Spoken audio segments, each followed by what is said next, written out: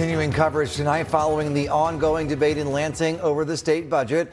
State lawmakers are left with just over a month to come to an agreement. This after they already blew the July 1st deadline. Thanks for joining us here on News Channel 3, live at 10. I'm Andy Dominiani. And I'm Jessica Harthorn. If the lawmakers fail to meet the upcoming September 30th deadline, they risk a complete state government shutdown. It's something that hasn't happened in Michigan in nearly 20 years.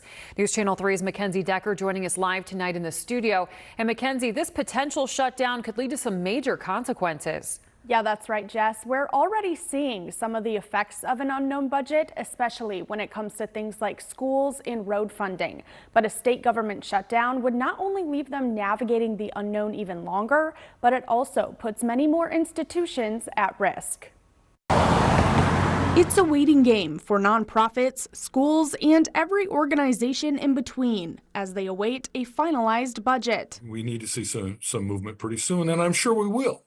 It's just a question of how soon. State lawmakers are already well beyond their July 1st deadline to approve this year's state budget. And if a decision isn't made by midnight on September 30th, they risk a total government shutdown on October 1st, the first day of a new fiscal year. That hasn't happened in our state since 2007. But if it did, Professor of Political Science at WMU, John Clark, says any organization that relies on federal funding would be put at risk. Government shutdowns are a problem, right? We've seen them periodically at the national level. We rarely see them at the state level, in part because the stakes are so high. Clark says that's especially true when it comes to education, as schools head into a new school year without knowing what the state is going to provide in terms of funding, potentially leading to difficult decisions surrounding things like free lunches and layoffs. Not too far away from WMU's campus sits the Kalamazoo Nonprofit Advocacy Coalition.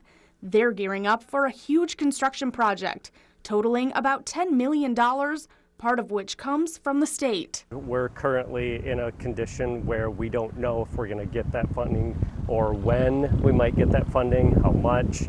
So it's really putting us in a bind. Board President Dan Seitzma says the project would bring all new HVAC systems, provide access to a whole section of the building that currently isn't accessible, and allow them to continue serving the community for another 170 years. And now it's all at risk. With our project and so many other nonprofits and other projects, the way the system is set up, we depend on government dollars. To shut it down is irresponsible and unethical.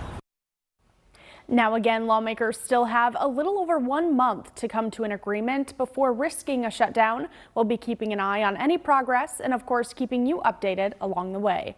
Live in studio, Mackenzie Decker, News Channel 3.